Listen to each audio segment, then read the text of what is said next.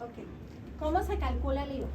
Cuando por lo general uno consume algo con IVA, ¿verdad? O sea, todo el mundo paga el impuesto. Vamos a suponer que esta es la compra que yo hago sin el IVA, lo que conocemos como subtotal. Esto es sin IVA, ¿verdad? Y para calcular el IVA lo que hacemos es que el IVA es un 13%, el estándar. Entonces, 10,000 por el 13% son 1,300. ¿Okay? Esto es 10,000 por el 13%, son 1,300. Entonces, el total con IVA sería 11,300. Ese es el total con IVA. Pero ¿qué pasa? Muchas veces a nosotros nos dan el monto ya con el IVA y tenemos que sacar el monto sin el IVA. Que ese monto sin el IVA, el nombre correcto es el grabado. Se llama el monto grabado, así se conoce y ese es el nombre de él, el monto grabado. Entonces, nosotros nos dan el monto total y tenemos que sacar el grabado para poder registrar la compra. Porque, por ejemplo, vamos a suponer, digamos que yo compré ahí una computadora, entonces se llama equipo de cómputo. Entonces son 10,000, el IVA es 1,300 y digamos que lo pagué con banco, 11,300. Pero muchas veces nosotros nos dan el monto ya con el IVA incluido, lo que se conoce como el nombre de IVA incluido. Entonces, si algo trae el IVA ahí, nosotros tenemos que sacar el monto grabado para poder hacer el asiento.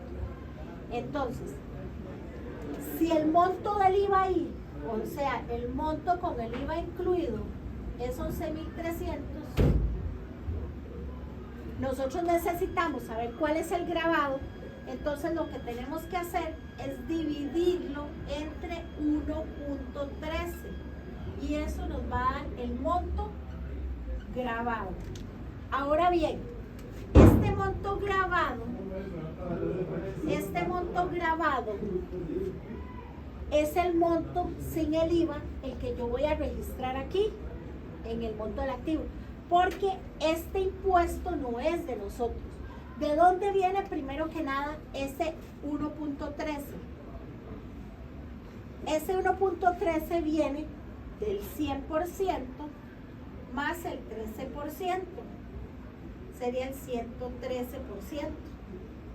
Y lo dividido entre 100 y me da el 1.13, es pasarlo a valor absoluto. ¿Ok? De ahí viene. ¿Cómo se paga el impuesto? El impuesto se paga de la siguiente manera.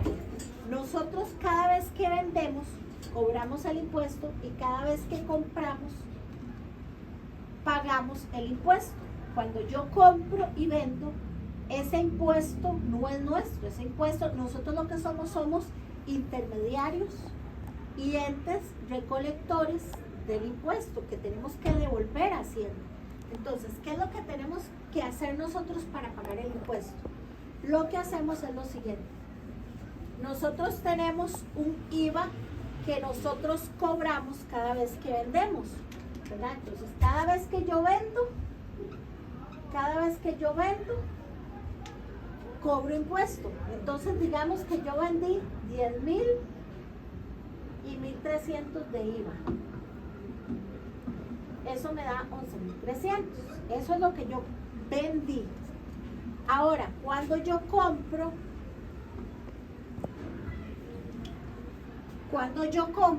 me cobran el impuesto, ¿verdad?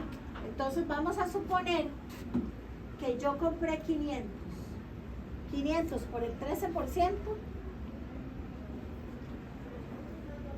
Digamos que yo hice una compra por 500 colones. Entonces, si yo compro 500, ¿cuánto es el 13% de 500?